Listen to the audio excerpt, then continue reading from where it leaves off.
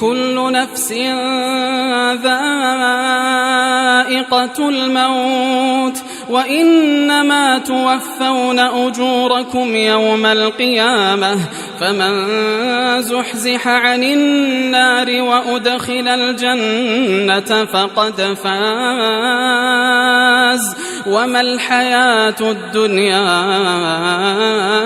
إلا متاع الغرور.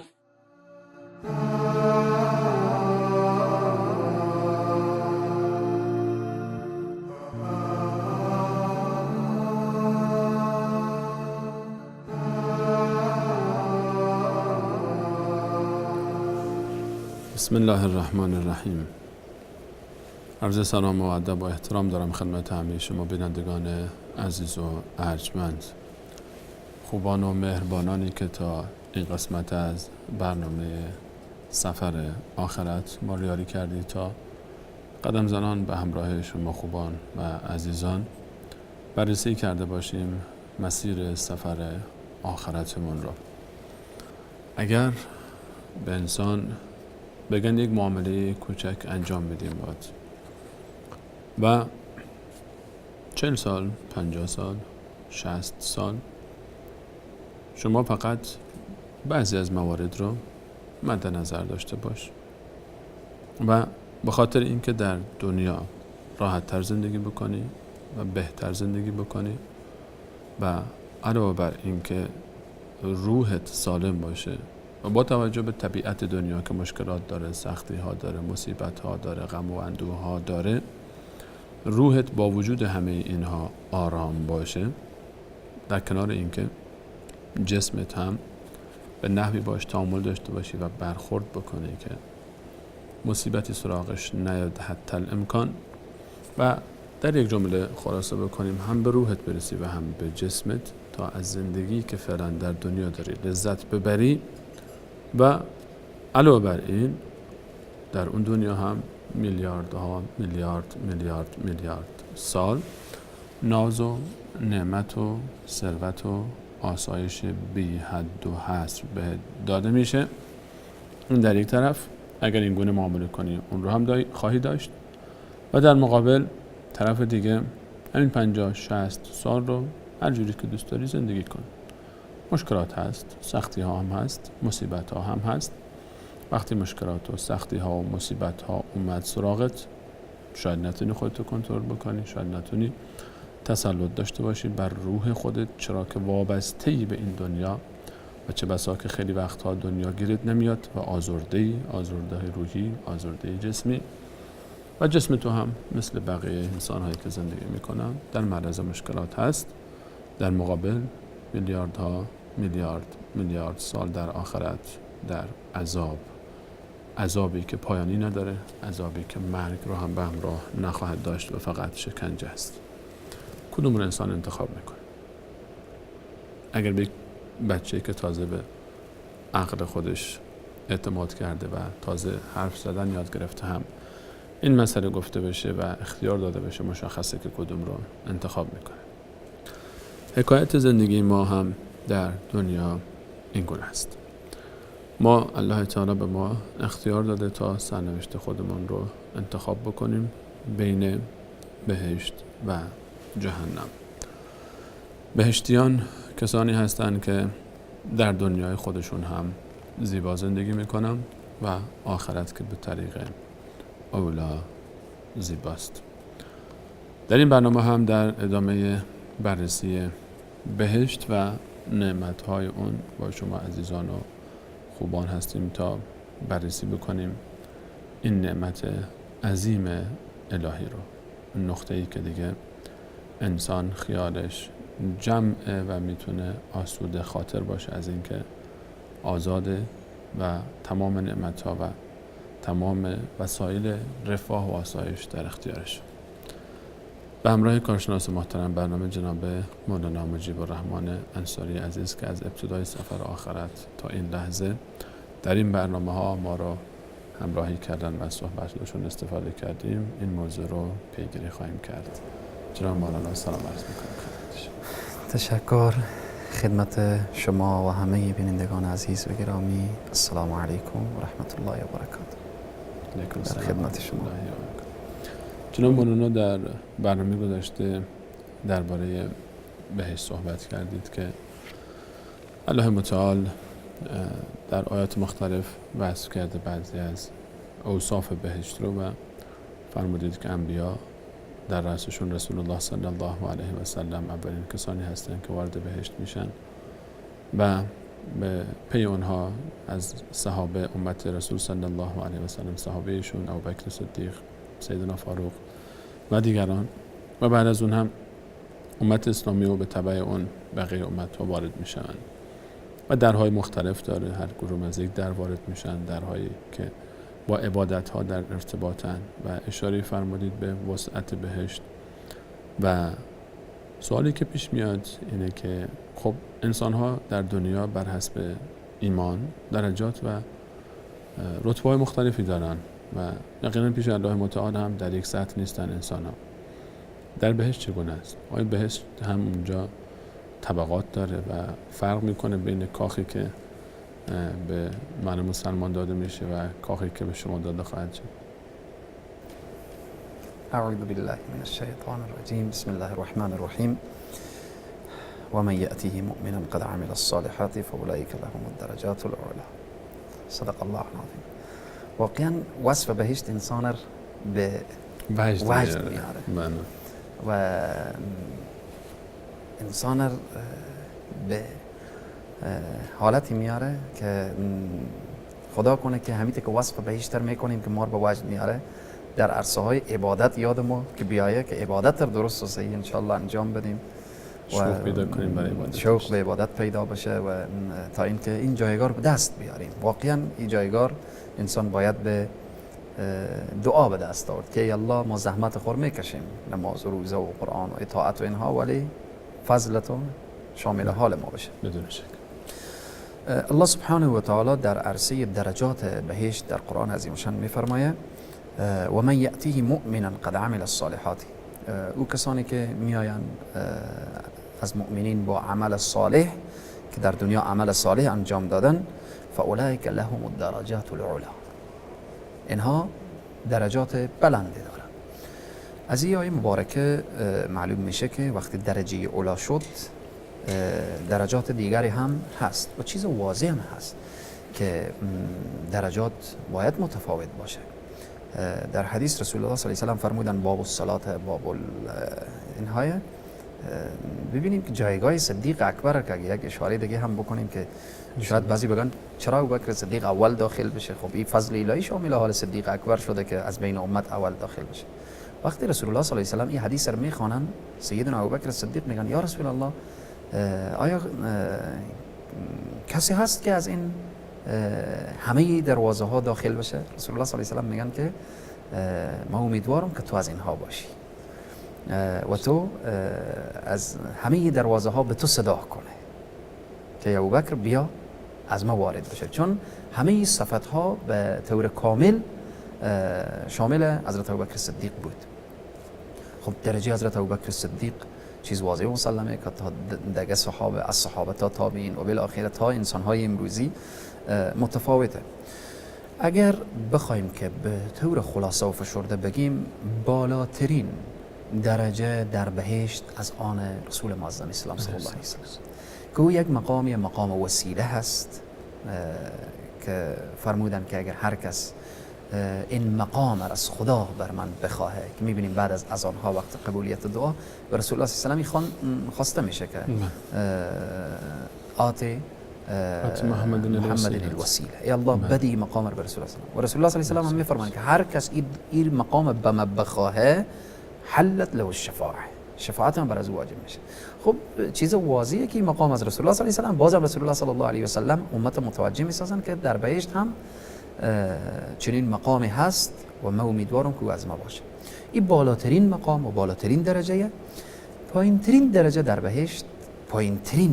بهشت خیلی مهمه که همون انسانی که دیگه ذره ایمانی در دل داشته و لازم ایمانی از بقیه مسلمان ها ضعیف بوده و رفته جهنم رفته در جهنم و این مدتها در جهنم سوخته و بالاخره به خاطری که ذره ایمانی در وجود ازی بوده این الله متعال از جهنم بیرون میکنه. وقتی که این به بهشت این که از جهنم الله سبحانه و تعالی بیرون میکنه خب خیلی خوشحال از آتش نجات پیدا کرد.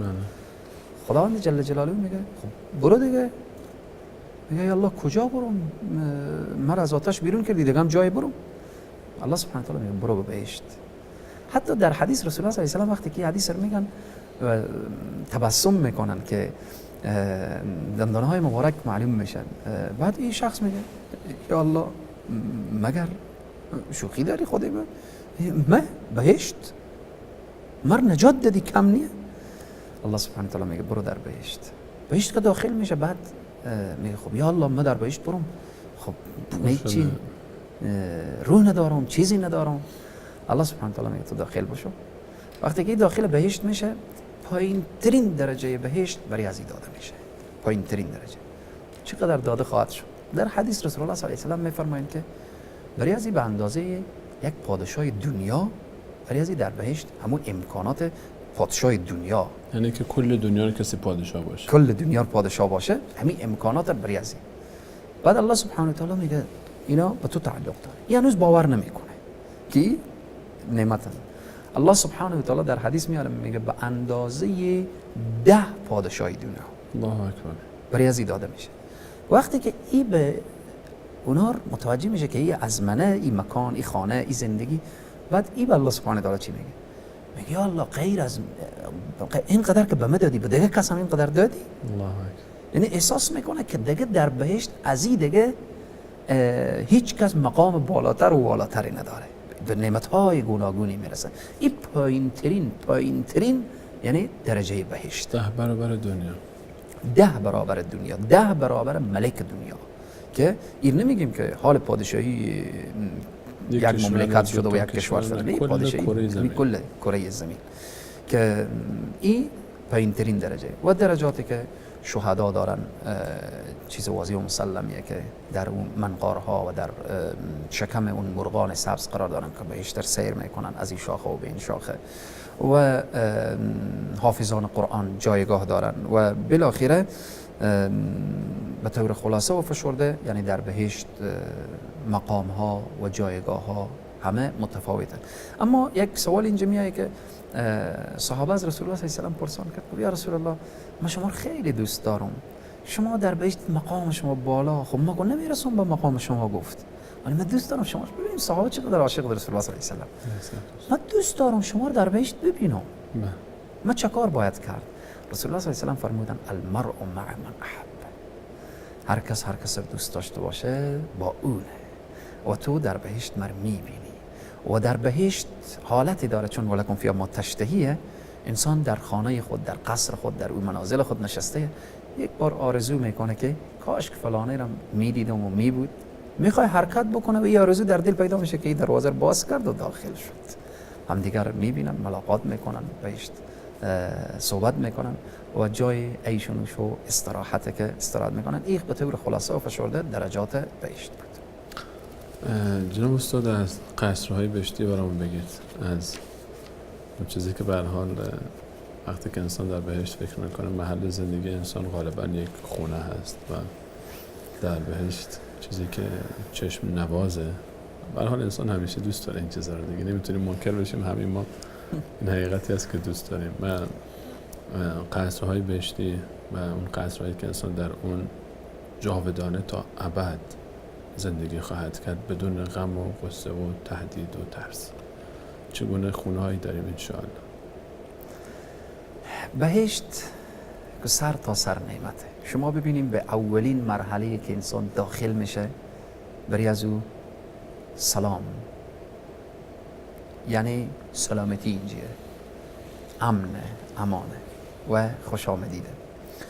اگر به خاطر از این که چون نمیتونیم کل اوصاف بهشت ما بیان کنیم با این علم اندک و با این زبان قاصر و اینها، به طور خلاصه و فشرده میگه اگر نمیتونی کل آب دریا را کشید به قدر تشنگی باید چشید. همه ما تشنه بهشتیم، همه تشنه بهشتیم، قطره فقط میگیریم بر کام خود میچکانیم به امید آن روزی که بر بهشت برسیم و سیراب که نمیشیم ازش، سیراب که نمیشیم، ولی خوبه که الحمدلله همونجوری همیشه مداوم هست. برای همیشه الله سبحانه و تعالی که انسان باشه. راحت میکنه. خداوند ما و شما و همه بینندگان همه امت اسلامی نصیب بگردانه.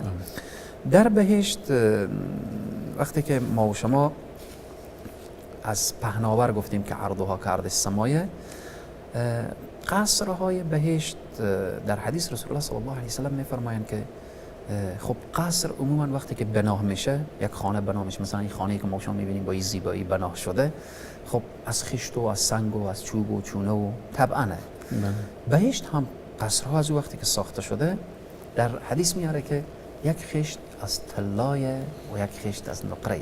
امروز مردم ها امروز طلا به مسقال حساب میکنن، به گرم حساب میکنن، اما در بهشت خشت های خانه هایی که انسان به اونجا می نشینه، یک خشت از طلا و یک خشت از نقره، ملاتی که در وسط اینها کار شده اینها از مسک، یعنی از اون خوشبویی که میپیچه بر در و دیوار اینها، و ریگی که به صحن خانه ها و قصرها ریخته از یاقوته.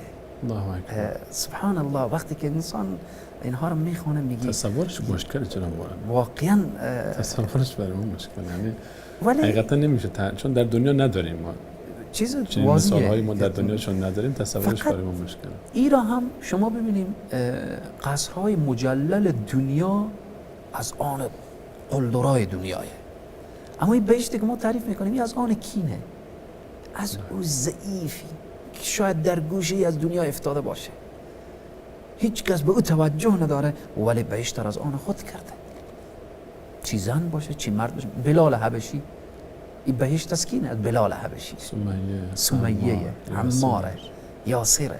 شما ببینیم این صحابه‌ای که فقیرترین انسان ها، مظلومترین انسان ها و هر انسان دیگری که بخواه، خلاصه ایر اما تکیت و بلیت از این تقوای الهیه. برگردیم داخل قصر جناب. داخل قصر برگردیم، دیوارا از طلا بود و پس داخل بهشت. از قصر ما رو بیرون نبرید خواهشاً، داخل قصر باشیم. ملات این از مسک گفتیم، سنگریزه ها از یاقوت، خاک بهشت زعفرانه. زعفرانی که این بود به مسقال و به اینها بیافم نمیشه، برای هر کس میسر نمیشه. داخل قصر ریخته خاک ها. نهرهای داره این قصر که هست. زیبایی قصر در اینه که آبشارها داشته باشه و بالاخره نهرها داشته باشه. اینها در قرآن عظیمشان میاد که مثل الجنة التي وعد المتقون، مثل او بهشتی که آماده شده بود برای متقیان، برای پرهیزگاران، فیها انهار، در از این نهرهای. خب این نهرها چی داره؟ این نهرها چیه؟ من ماء، آب. خب چگونه آبی؟ من ماء غیر آسن، یه آبی که هیچ وقت گندیده نمیشه. و انهار من لبن، جوی از شیره. این حالت اینیه که بریم دم دکان استاده شیم 1 کیلو 2 کیلو شیر، جوی از آب، شیری که 2 روز بعد فاسد میشه. و این چگونه شیریه؟ مارک از این زدنیه که چند وقت بعد تاریخ از این تیر میشه. من لبن لم یتغیر طعم، اصلا تغییر نمیابه. و انهار من خمر لذت للشاربین، جوی دیگر، نهر دیگر، خمره، شراب. این انسانی که در دنیا خور محکم کرده دست به این شراب کسی به دنیا نزده، در آخرت دیگه که قید و قیودات اینیه. آبر تشنه شدی بزن، استفاده کن از شیر، استفاده کن و از این شرابه که من خمر لذت للشاربین، لذت میبخشه به وجود او کسی که می نوشه. ولا فیها قول ولا هم ینزفون، سردرد و استفراغ و تعب و اینها رو هم نداره، فقط جز لذت، دیگه هیچ چیزی پیامد نداره. چه قوقایی. و انهار من عسل مصفا، الله اکبر، نهریه از عسل. او چگونه عسلی؟ عسل مصفا که الله مصفا گفته. شما ببینیم این نهر آب، این شیر و این عسل و اینها از کجای؟ از قصرها عبور میکنه چشمه در کنار این نهرها که هست چشمه های باز چشمه طبیعت خاص خود داره، زیبایی خاص خود زیبایی خاص خود داره. الله سبحانه و تعالی میفرماید ان المتقین فی جنات و عیون، در این بهشت برای متقیان چشمه هاییه، چشمه هاییه. و میفرماید ان المتقین فی ظلال و عیون، در زیر سایبان ها چشمه هاییه. یا الله سبحان الله، فقط میگیم یا الله بر ما توفیق بده که چنان عملی انجام بدیم که تو راضی بشی و رضایت تو در بهشت چه لذتی خواهد داشت. بعد میفهمن یسقون من رحیق مختوم ختام مسک، این چشمه ها و این آب ها و اینها فقط چنان لاکمر کرده و او سر قطی هایی هم که لاکمر کرده اون نیه که یک علبی باشه 50 آدم بزنه و بلا آخرت زحمت ببینه. ختامه مسک، مشک و از انبر و اینها. خلاصه شما گفتیم از بهشت بگو چی بگم؟ نور بهشت، روشنایی بهشت. در بهشت خورشیدی نیه، قمری نیه که روشنایی از شمس و قمر باشه. روشنایی از بهشت از کجایه؟ شب و روز هم داریم جناب. شب هم میشه اونجا در بهشت شب و روز نیه، چون شب و روز از اثر خورشید پیدا میشه، از اثر قمر پیدا میشه. در بهشت تاریکی انسان رو میترسونه. در بهشت شمس و قمر نیه، ولی بهشت بس به خاطر که ما بفهمیم زیباترین لحظات در 24 ساعت همین دمدمه صبح هوایی و زیبایی و روشنایی و در بهشت شمس و قمر نداره، ولی بهشت روشنه، نورانیه. این روشنایی از کجا بهشت داره؟ از کجا داره؟ از عرش پروردگار عالم.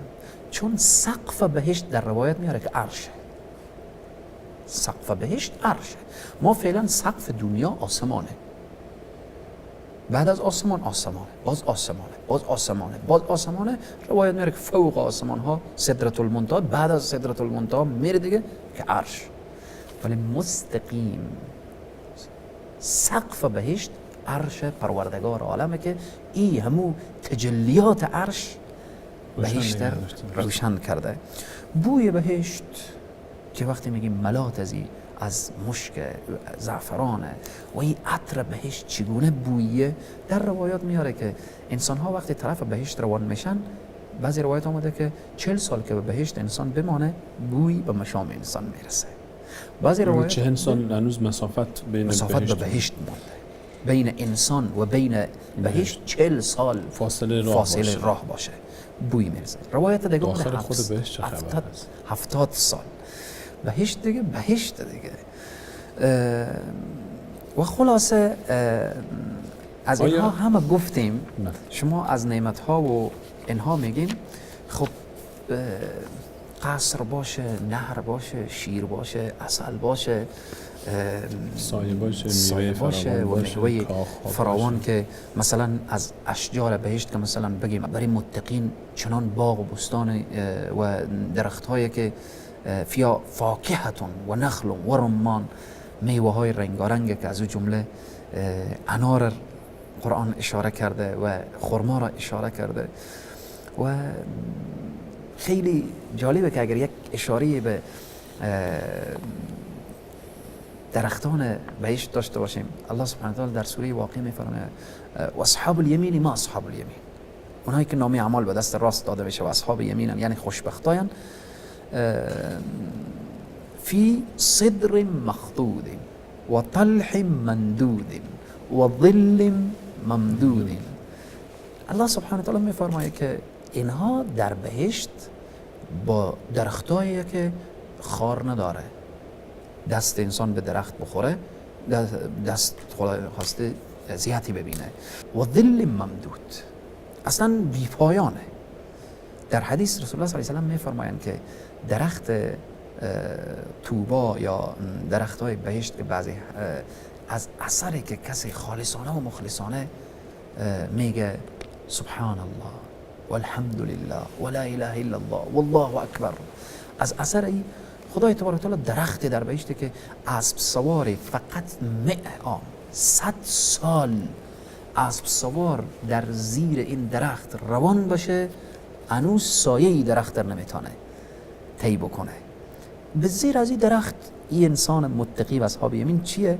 و ماء مسکوب، آبی که خوشگوارا و لذیذ و با لذت و اینها، و فاکهت کثیره، میوه های بسیار و فراوانی. خب سخن از اینه که زیر از این درخت ها خرما، انار، میوه های کثیر فراوان و این قصرها و این نهرها، اما همدمی نباشه، مونسی نباشه. خب باز هم انسان طبیعتاً به او الله سبحانه و تعالی حور العین آماده کرده. یک اشاره دیگه هم از درخت ها که رسول الله صلی الله علیه و سلم میفرمایند، درخت هایی که اینقدر وصف شده که فی صدر مخضود و طلح ممدود و ظل ممدود، سایه ها از اینا بالاخره جای که بی پایان و جای راحت و میوه های فراوانی داره. ساقه های درخت های بهشت چیه؟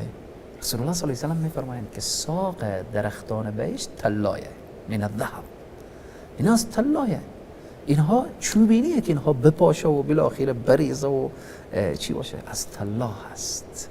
میوه ها از این چنین هم نیه که یک کس به یک کس دیگه بگه اینجا اون یک انار، اون دو تا انار، اون یک کیله، اون یک بالاخره فلان.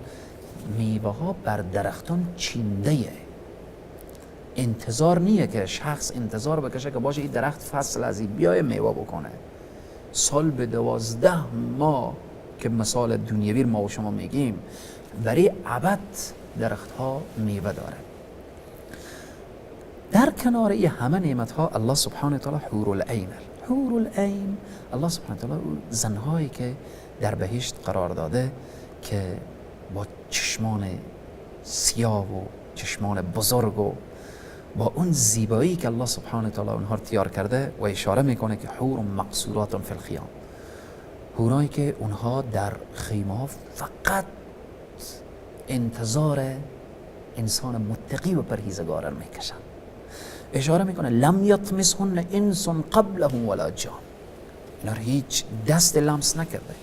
حالا زنهای دنیا لااقل لحظه‌ای که درسته زن با عزت و پاک دامن و اینها در دنیا هست، میبینیم خیلی زنهای مسلمان و محجبه و پاک دامن.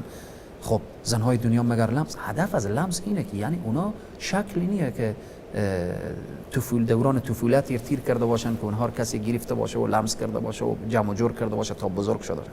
نه، مختص حورای بیشتر الله آماده کرده. لحظه ای که اونا آماده شدن و اونا رو خلق کرده، هیچ چشمی اونها رو ندیده، هیچ دستی اونها رو لمس نکرده، فقط انتظار انسان متقی و پرهیزگارن. آیه دیگه میفرماید مثل که لؤلؤ و مرجان میدرخشه، چی زیبایی داره، که انهن الیاقوت و المرجان، اینها میدرخشن. در حدیث رسول الله صلی الله علیه و سلم میفرمایند که وقتی که حور بهشت اگر آب تناول کنه بنوشه، وقتی که آب می نوشه، آب از حلقوم از گلوی و معلوم میشه که فرو میره. اینقدر خداوند برای شفافیت داده و لطافت داده. وقتی راه میره ساق پا از این چنان درخششی داره که از خلاصه حدیث رسول الله صلی الله علیه و سلم که خمار یعنی او چادری که بر سر حور گذاشته که حور فقط انسانی که به بهشت داخل میشه او چادر بر میداره. رسول الله صلی الله علیه و سلم میفرمایند که او چادر به اندازه دنیا و ما فیها ارزش داره، به اندازه دنیا و ما فیها ارزش او چادره. این حور آماده شده، حور العین، برای انسان متقی و پرهیزگار. و خلاصه از حورای بهشت چی بگیم؟ آیات اخیر سوره دخان که اشاره میکنه که ان المتقین فی جنات و عیون. اگر آیه در ذهن شما باشه، ان المتقین بل جلوتر الله تعالی میفرماید که کذالک زوجناهم بحور عین، بحور عین. الله سبحانه و تعالی اینها در بهشت وصف و توصیف میکنه به این که انا انشأناهن انشاء در سوره واقعه میاره و اشاره میکنه به این که ان انشأناهن انشاء فجعلناهن ابکارا. اینها الله سبحانه و تعالی باکره داره و همچنین ادامه میفرماید که عربا اترابا، اینها عاشقن با همدیگر. وقتی که اهل بهشت با این حورای بهشت می نشینه، چنین نیه که دلسردی با مرد پیدا بشه و دلسردی با او حور پیدا بشه، با او نسای، همه شیفته و شیدای هم دیگر و متکئین فیها علی الارائک. اصلا فکرن، جسمن، سلیقه، همه بالاخره همه برابر و هم نواین. و میشه که سخن با این جمله خاتمه داد که الله سبحانه و تعالی اونها به شکل آفریده که زیباترین چهره داده، زیباترین صوت داده. حتی در روایات میاره که حورای بهشت، اونهایی که از موسیقی لهو و لعب دنیا استفاده نکردن و خودداری کردن، حورای بهشت بری از اونها میخوانه. زیباترین صوت خداوند بری از اونها داده و زیباترین رفتار داده و زیباترین نشست داده. و انسان وقتی که در بهشت طرف حورالعین نگاه میکنه، از تکلم اونها لذت میبره، از نشست و برخاست اونها لذت میبره، از رفتار اونها لذت میبره، از سر و صورت اونها لذت میبره و خلاصه محل همان عیش و نوش و استراحته. و در حدیث رسول الله صلی الله علیه وسلم میفرمایند که برای مردان در بهشت خدای تبارک و تعالی قوت 100 مرد دنیا رو میده از لحاظ جسمانی. یعنی چنین نیه که، چون در حدیث میاره که به هر مرد، خصوصا برای شهدا، 72 حور داده میشه. خب این 72 حور و بالاخره با اینها در ذهن انسان میگرده که خب شاید برای انسان ضعف و سستی و اینها به دست بده. نه خیر، الله سبحانه و تعالی نهرهای از عسل و شیر و از بالاخره خمری که گفته شده که لذت للشاربین و او من لبن لم یتغیر طعمه. و همچنین این فقط برای مثال گفته شده که قوت مرد بهشتی بیشتر از 100 مرد دنیاه. این دلالت بر از این میکنه که در بهشت دیگه ضعف نیه، سستی نیه، خستگی نیه و در بهشت اظهار از اینیه که انسان اظهار غم، اندوه اینها رو داشته باشه. بهشت خواب نیه. به خاطر چی؟ چرا خواب نیه؟ چون خواب از اثر خستگی میآیه.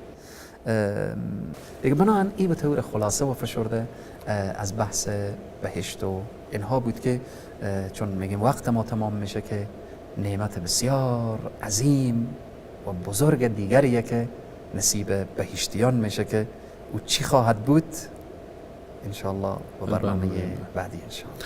خیلی ممنونم جناب مولانا، استفاده کردیم و انشاءالله ادامه این موضوع رو در برنامه بعدی پیگیری خواهیم کرد. و همچنین تشکر میکنم از شما بینندگان عزیز و ارجمند که تا این لحظه ما رو یاری کردید. با امید اون روزی که همه ما و شما در بهشت همدیگر رو ملاقات بکنیم در سایه الطاف الهی. همیشه عزیزان بالله متعال میسپارم. الله یار و نگهدارش.